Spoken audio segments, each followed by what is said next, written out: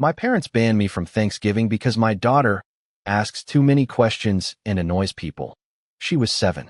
I said, understood. Then I rented out a banquet hall, invited 60 friends, and posted pictures. Grateful for people who love curious kids. My mom saw it. Called furious. We're your real family. I said, real family shows up, and my mom called while my daughter was asking the DJ how his speakers worked. We were standing in the middle of a rented banquet hall on Thanksgiving afternoon. Long tables, paper tablecloths covered in kids' drawings, warm turkey smell hiding the faint scent of industrial cleaner. My daughter, Lily, was on her tiptoes, pointing at the mixer, firing off questions about buttons and wires. The DJ was actually answering her. My phone buzzed in my pocket. Mom on the screen. I almost let it go to voicemail. Then I thought, no, you wanted this. I swiped. She didn't even say hello.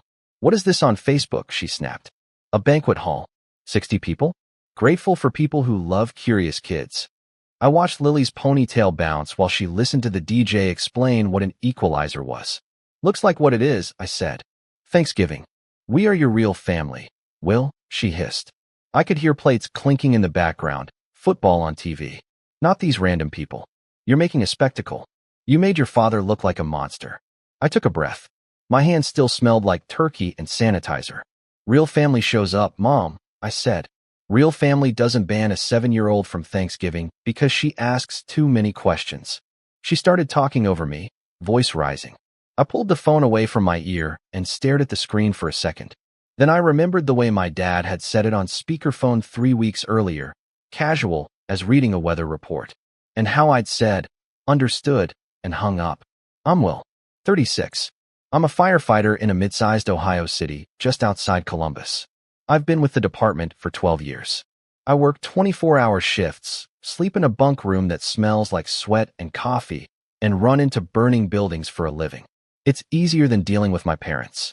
I'm married to Hannah, who's a respiratory therapist. We have one kid, Lily. She's 7. Brown hair, big eyes, talks like she's hosting her own science show. She reads street signs out loud, asks how everything works, and once dismantled our broken toaster to see its organs. She's my favorite human on the planet. To my parents, she's a lot. They never say that part out loud. They say things like spirited and chatty, the same way they call my job, that firefighter thing, like it's a phase. My parents live 20 minutes away in the same ranch house I grew up in. They're both in their early 60s. Dad retired early from a factory job when his back gave out. Mom worked at a grocery store for years and then stopped because your father needs me around. They need more than that. They need money. I was the kid who left, got a union job, got benefits, and stopped asking them for help. That turned me into the family ATM. It started small. Their property taxes jumped 1 year. Just this once, my mom said, we're a little behind. 600 would really help. I covered it. Then it was just this once again the next year. Then I set up an automatic transfer. $200 every Friday into their checking account. Easier than taking panic calls on payday. When their roof started leaking, I put $4,800 on my credit card. When their car died, I loaned them $3,000 for a used sedan that still had rust on the door. When my sister had her second baby and her husband's hours got cut, I paid for their emergency C-section bill on my overtime. Mom called me our rock, our hero, our firefighter with a heart of gold. She never called me our son who were taking more and more money, but that's what it was. I told myself it was okay. I make decent money. I pick up shifts. We're not rich, but our bills are paid. And they're my parents. That's what you do, right? You help. I kept hoping the generosity would come back around in the form of love for Lily. It didn't. The first time they dismissed her, she was 4. We were at Sunday dinner. Spaghetti and garlic bread, the usual. Lily sat next to my dad and asked him why spaghetti was long instead of short and who decided that. My dad sighed. Because it just is, he said. Eat. She tried again. But who picked it? Like one guy? Or a group of noodle people? He rolled his eyes and looked at me. You've really got to tell her to give it a rest sometimes. She wears people out. I laughed it off. She's curious, Dad. It's a good thing. Yeah, he said. Until it gets on people's nerves. After that, it was comments here and there. Does she ever stop talking? Maybe she doesn't need to correct people all the time, Will. She exhausted your Aunt Brenda? Poor woman didn't get a word in at Easter. They loved my sister's kids. Quiet, tablet-trained kids who knew how to sit on a couch and scroll. My nephew Mark could sit in the same spot for 3 hours watching people play video games on YouTube. He's so well-behaved, Mom would coo. He doesn't bother anyone. Lily would be on the floor building some lopsided Lego bridge and asking how rail bridges don't fall down. Mom would step over her like she was clutter. Every time it stung, I told myself it wasn't that bad. No one was yelling at her. No one was hitting her. They just didn't know what to do with a kid like her. And every time they forgot to include her in something, I filled the hole with money. When my parents wanted everyone to go to a water park weekend and my sister said they couldn't afford it, I covered the cabin. When Dad wanted a new big screen for family football Sundays, I bought it and installed it myself, crawling behind their dusty entertainment center while Lily sat on the couch, ignored, asking if anyone wanted to learn the names of all the bones in the hand. They didn't. The real shift started last year. My parents decided they wanted to go on an Alaskan cruise for their 40th anniversary. Price tag, about $8,000 for the package they wanted. Balcony room, excursions, the works. We'll put down 3, Dad said over pork chops one night. Could you and your sister cover the rest? Kind of a thank you for everything we've done. My sister looked at me. She's a teacher. Her husband works at a tire shop. They live paycheck to paycheck. We'll probably can swing it, Mom added casually. With all that overtime he does. I did the math in my head. 8 minus 3, split evenly, meant $2,500 from me, $2,500 from my sister's family. I knew where that would land. No, I said. Not loudly. Not angrily. Just no. Mom blinked like she misheard. What? I said no, I repeated. We're not funding a luxury cruise. We're still paying off the roof and the sedan. Lily needs braces soon. We're good for emergencies, not vacations. Mom went cold. Fine, she said. We'll figure it out. We just thought family helped family. They never mentioned it again, but things changed. Little things. I stopped getting thank you texts for the Friday transfers. They still went out, but the only message I got from my mom was once a month. Did the deposit go through? Your dad says the balance looks low. Henna pointed it out one night when we were balancing our own budget at the kitchen table. You notice the only time they text is about money or holidays? She asked. I shrugged. It's just how they are. Lily notices, she said quietly. She asked me the other day why Grandma never asks her about school. That one hurt. I still didn't stop the transfers. I still showed up. 3 weeks before Thanksgiving, I was finishing a 24-hour at the station. We'd had 3 calls overnight. Nothing dramatic, thank God. A kitchen fire that we caught before it spread. An old guy who fell and needed lifting help. An alarm that turned out to be burnt toast in an apartment building. I was sweeping the bay when my phone buzzed. Mom on the screen. I put it on speaker and leaned the broom against the engine. Hey, Mom, I said. What's up? Are you at work? She asked. Yeah, but we're quiet. Everything okay? She cleared her throat. Your father and I wanted to talk about Thanksgiving. My stomach sank. Okay. So, she started, stretching the word. We've been talking, and this year, we think it's best if it's just adults and the kids who don't, need so much attention. I frowned. What does that mean? Well, she said. It's just, Lily asks a lot of questions. It's cute when they're little, but she's 7 now, Will. She interrupts people. She corrects your father. Last year, she made your Aunt Brenda cry talking about house fires. It's a lot. People end up annoyed. I was suddenly very aware of the engine bay echo, the hum of the soda machine, the smell of diesel. So you're saying she's not invited? I said slowly. It's just for this year, Mom said quickly. We want a peaceful holiday. No interrogations. No having to explain every little thing all dinner. You and Hannah can still come, of course. We'd love to see you too. Maybe Lily can stay with one of her little friends?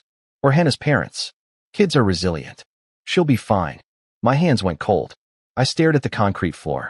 You want me to come to Thanksgiving, I repeated, but leave my kid at home because she asks too many questions. Don't make it sound so harsh, she snapped. We raised you better than to twist our words. This is our house. We get to decide what kind of environment we have. Your father doesn't need to be corrected by a second grader. I thought about Lily's face when she gets to talk about something she loves. The way she lights up. The way she'd spent the last week talking about drawing a gratitude graph for everyone at Thanksgiving. I heard myself say it before I even thought it through. Understood. There was a beat of silence. Mom relaxed, like she won. Good. I knew you'd be reasonable. We'll see you two at 3. I'm making that sweet potato casserole you like. Yeah, I said. Bye, Mom. I hung up. I didn't scream. I didn't throw the phone. I just stood there, broom leaning against the truck, my turnout gear hanging 6 feet away, and felt something slide into place in my chest. Like a door closing. When I got home, Hannah was in the kitchen, hands covered in flour, Lily perched on a stool reading a library book about volcanoes out loud to the stand mixer. How's the world? Hannah asked without looking up. On fire. I said automatically, then caught myself. No, today was actually quiet. Lily looked up. Did you have any fires? Any cats in trees? Did anyone fall in a hole? I read about sinkholes this week, and no sinkholes, I said, kissing the top of her head. Lots of boring paperwork. Best kind of day. She grinned and went back to her volcano description. Hannah slid a pie crust into a tin. Your mom called. She texted asking about the green bean casserole recipe. I pulled out a chair and sat down. Yeah, I said. She called. Hannah glanced at me. Okay. What did she say? I told her. I didn't soften it. I repeated the words exactly. Lily asks a lot of questions. She annoys people. We want a peaceful holiday. We'd love to see you too. By the time I finished, Hannah was gripping the edge of the counter so hard her knuckles were white. Lily noticed the silence and looked up. Did I do something wrong? My throat tightened. No, Bug, I said quickly. You didn't do anything wrong. Then why does Grandma not want me there? She asked. I heard you say my name. Is she mad I asked about the oven temperature last time? Or when I asked why the turkey is called a turkey and not a big chicken? Hannah turned away. I saw her shoulders shake once. I swallowed. Grandma and Grandpa made a bad choice, I said carefully. Sometimes grown-ups do that. It's not about you being wrong. It's about them not understanding how good your questions are. Her eyes filled, but she nodded, like she was trying to accept it. Okay, she whispered. Can we still have mashed potatoes? Yeah, I said. My voice came out rough. We can definitely still have mashed potatoes. Hannah turned back around, eyes red but jaw set. So we're not going, she said. It wasn't a question. No, I said. We're not. What are you thinking, she asked.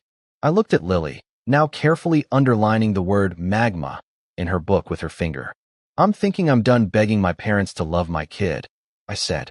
And I'm really done paying for the privilege. The money thing had been growing in my head all day. I knew exactly what left my account every week. $200 every Friday, like clockwork, labeled Mom and Dad. $800 a month. $9,600 a year. Over 7 years, plus extras and emergencies. I'd bought them a small car, a new roof, a TV, paid for at least 3 of their credit card emergencies, and quietly covered their gas bills more than once when Dad forgot to pay and the notice showed up during one of our Sunday dinners. I'd joked at the station that my parents were my second mortgage. It wasn't funny anymore. That night, after Lily went to bed and the house finally got quiet, I sat at the kitchen table with my laptop.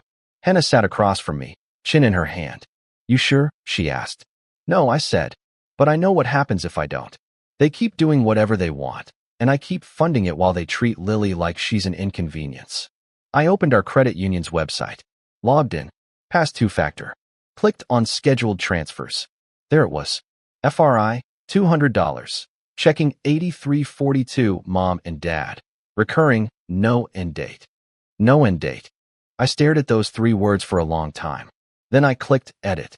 The screen asked for a new amount or an end date. I scrolled down and hit Cancel Transfer. A warning popped up. Are you sure you want to cancel this scheduled transfer? This action cannot be undone. My finger hovered. I thought about my dad handing extra gravy to Mark while ignoring Lily's explanation of why Venus is hotter than Mercury. I thought about Mom saying, we want a peaceful holiday, like my daughter's curiosity was a riot. I clicked yes. Transfer canceled successfully, the green banner said. I took a screenshot and saved it in a folder called Boundaries.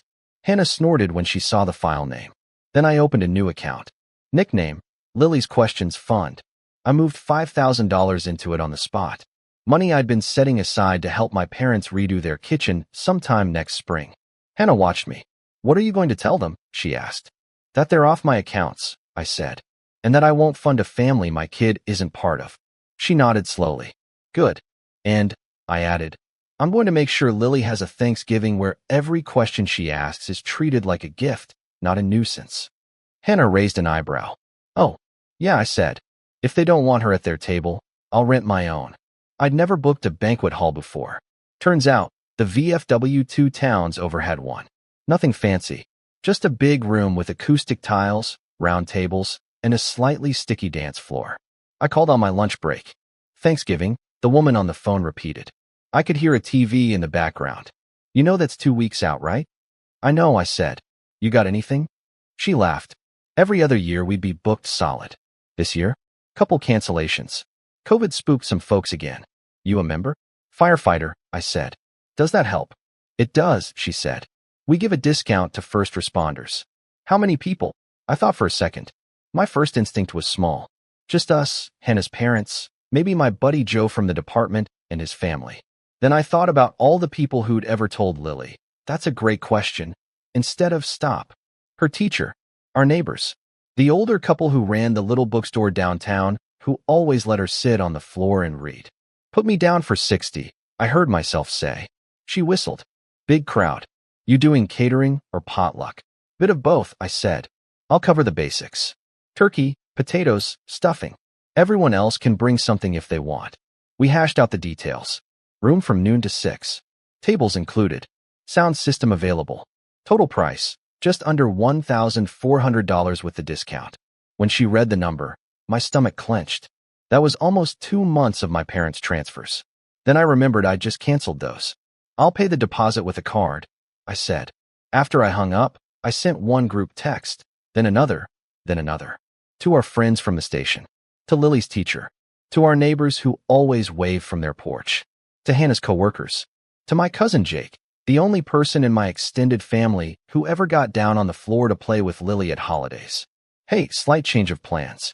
We're doing our own Thanksgiving this year. I rented a hall. Kids welcome. Questions welcome. Curious kids especially welcome.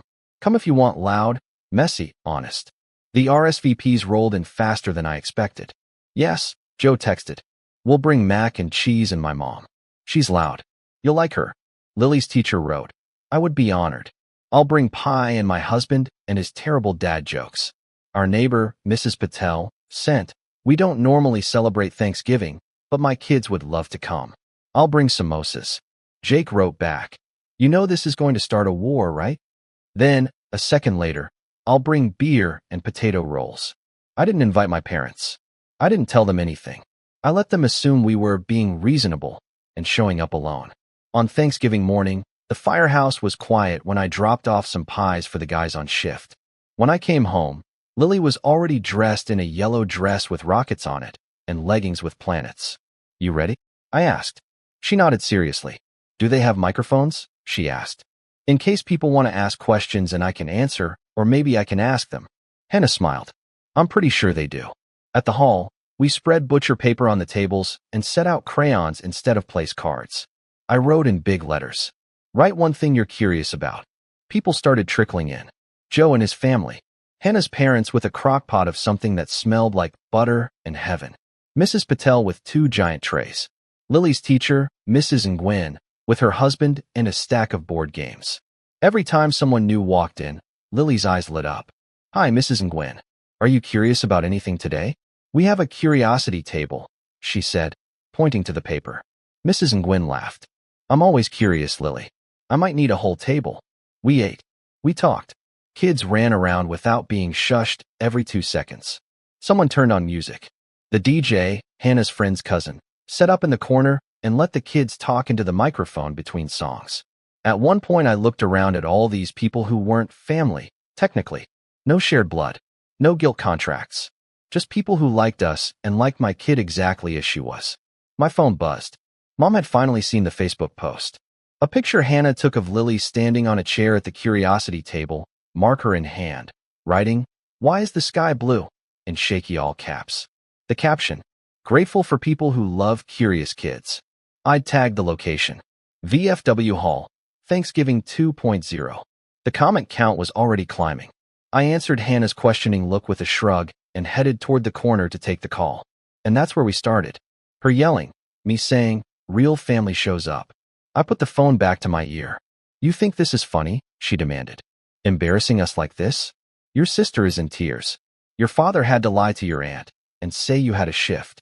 I didn't ask him to lie, I said. You abandoned your family on Thanksgiving? She shot back. You banned my daughter, I said. We made other plans. She wasn't banned, Mom snapped. We just asked for one quiet holiday. She exhausts people, Will. It's not fair to your father and his blood pressure. You could have come without her. That's what a good parent does. Keeps their child from bothering people. I felt something go very still inside me. A good parent, I said slowly, protects their kid from people who are bothered by who they are. Real family doesn't walk away over one misunderstanding, she said. This isn't one misunderstanding, I said. It's years. Years of you treating her like a problem, while you take my money and call it help. She snorted. Oh, there it is. The money. You always have to make it about that. Yes, I said. I do. Because it is. You're not just losing Thanksgiving. What is that supposed to mean? She asked. It means, I said, that the Friday deposits are done. I canceled them. You're off my accounts. I'm not your backup bank anymore. And I'm not funding a family my kid isn't part of. Silence. Then, you did what? I canceled the automatic transfer, I repeated. And the gas card. And the emergency credit card you borrow for groceries while you've got takeout containers in the trash. It's all done, Mom. You can't just do that, she said, voice going shrill. We've built our budget around that help. The bills are yours, I said. Like Lily is mine. I picked a side. You are punishing us, she said. All because of that little girl's mouth. I closed my eyes. Say her name, I said quietly. What? She asked. Say her name, I repeated. It's not that little girl. It's Lily. She's your granddaughter. Or she was. She didn't answer. I'm hanging up now, I said. We're about to cut the pie. If you do this, she blurted, don't come crawling back when you need help. We are your real family, Will. Your only family. I looked around the hall. At Joe's mom pulling Lily into a hug. At Mrs. Patel showing some kids how to fold paper boats. At Jake, already setting up a board game with 3 kids who weren't genetically related to him at all. No, I said. I'm good. Happy Thanksgiving, Mom. I hung up. The fallout started before we finished leftovers. On Friday, my sister blew up my phone. How could you humiliate Mom like that on Facebook? You made her look like she hates her own grandchild. She banned her from Thanksgiving. I wrote back. If the shoe fits. She sent long paragraphs about how I know how Dad gets, how Lily winds him up, how I could have just come with Hannah instead of throwing a party and cutting them off. Do you think Lily didn't notice she was uninvited? I typed. She's 7, not a plant. You're being dramatic, she replied. They love her. They just need breaks. All kids are annoying sometimes. Saturday, Dad called. I let it go to voicemail. Son, this no more transfers nonsense has to stop. You made your point. Fix it. Your mother's a wreck. The gas company is calling. You can't just shut off support. Hannah listened and snorted. He thinks your paycheck is a utility. Sunday, they showed up without warning. Lily was on the floor building a Mars base from boxes. Mom pushed past me. Where is she? Lily needs to hear this isn't her fault. You twisted. She's not seeing you until you talk to me. I said. My parents ranted about family, one holiday, how they'd planned their retirement around my money. Let's be clear, I said. My paycheck is not your retirement plan. My kid is not optional entertainment. I'm not your bank. Lily appeared behind me, holding a cardboard tube. Are Grandma and Grandpa mad? Did you tell Dad not to bring me because I asked too many questions? Mom flinched. Sweetheart, it wasn't. Yes, I said. They did. Lily absorbed it. Then, okay. I'm going to finish my Mars base. I have a lot of questions about gravity. She didn't cry. That hurt more. I opened the door wider. You're leaving, I told them. 5 seconds. Then I call the police and explain 2 people we cut off won't leave. I keep records now. Unbelievable, Mom muttered as she stormed out. Dad lingered. You'll call when something breaks. When you need a sitter. No, I said. I won't. I closed the door. Locked it. Lily peeked around the corner. Are they gone? Yeah, I said. They're gone. Okay, she said. Do we still have leftover pie? Hannah laughed, a little choked. Yeah, Bug. We do. People imagine big, dramatic endings, shouting, slammed doors. This wasn't that. My parents didn't blow up my life. They faded out of it by refusing to see my daughter as a whole person unless my money came with her. Canceling the Friday transfers and renting that hall weren't revenge. They were a line. Simple. If you can't love my kid as she is, you don't get my money, my time, or my presents. You don't get my holidays. You don't get the version of me that apologizes for her. You get the empty chairs. And I get to fill them with people who hear a 7-year-old ask, why for the 5th time, and instead of sighing, lean in and say, good question. Let's find out.